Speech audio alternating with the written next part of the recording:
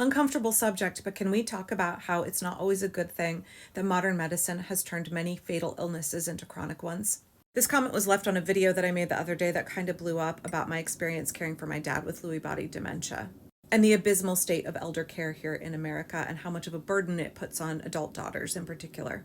It's a crisis in America that I think that we are not prepared for. My parents were silent generation, and so I'm a little bit ahead of the curve. But as the boomers age, this is going to become a massive problem that we do not have adequate health care in terms of facilities and caregivers for our elderly who are living longer but with lower quality of life. We have all of these advancements in medicine to keep people alive longer. Things that would have killed them in the past can now be resolved with medication or treatment so that they become chronic conditions. In generations past, my dad would have died of a heart attack much earlier, but thanks to modern medicine, he was able to live a lot longer, but it meant that he died of a much nastier illness with a lot more suffering. In the 6 years preceding his death, my dad almost died twice of pneumonia and was in the ICU. Thanks to very expensive, very intensive treatment, he recovered both times. And at the time, I was grateful. I was like, thank God Dad made it through this. And you may think it's callous of me to say this, but they call pneumonia the old man's friend for a reason. It's not a terrible way to go, but you know what is? Lewy body dementia. Watching someone lose everything about themselves, have hallucinations that are terrifying to them, lose control of their body, no longer able to walk, no longer able to get food to their mouth. And once they get it to their mouth, they're no longer able to swallow. They become a huge risk for aspiration and choking. We have this obsession in America, especially I think the older generations have this obsession with never dying. We're afraid of death. And we will do anything to cling to life as long as possible, even when the quality of that life is abysmal.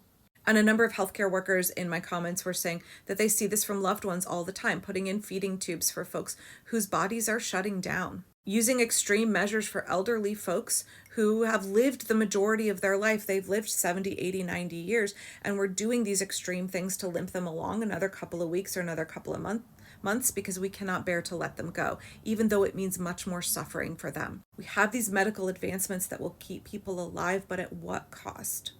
Not long after my mom died, my dad had a massive stroke. In generations past, that would have killed him. But not only did he survive, but a neurosurgeon pushed brain surgery on him. An almost 80-year-old man who was blind, had significant health issues, and had had a massive stroke. He had great insurance. He had massive surgery that cost many hundreds of thousands of dollars. Went to a rehab facility, only for him to be immediately diagnosed with dementia afterward. I do think a lot about how at the time I was grateful that modern medicine saved my dad from pneumonia and then pneumonia again and then from his stroke. But in hindsight, I wish he had died of any of those things rather than dementia.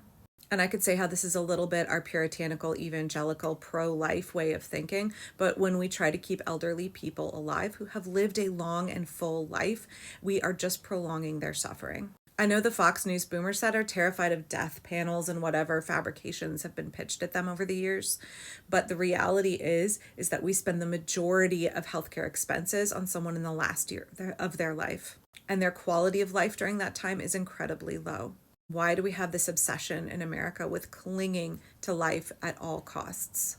Even when it's not a kindness, even when it's a cruel thing to keep someone going. Even when we could have given them a kinder, gentler, more compassionate death early on by not intervening in the natural processes that were going on. I don't have all the answers here. I don't really have any answers here, but these are things that I still think about a lot that keep me up at night. Thinking about how my dad, a physician, wanted every intervention. He wanted everything done to keep him alive as long as possible. And so did the medical system. And so did some of our relatives. But in the end, that wasn't a kindness, that wasn't compassionate, that wasn't loving, and it caused him a great deal of suffering and caused our family a great deal of suffering as well. And I think our story is not unique in America.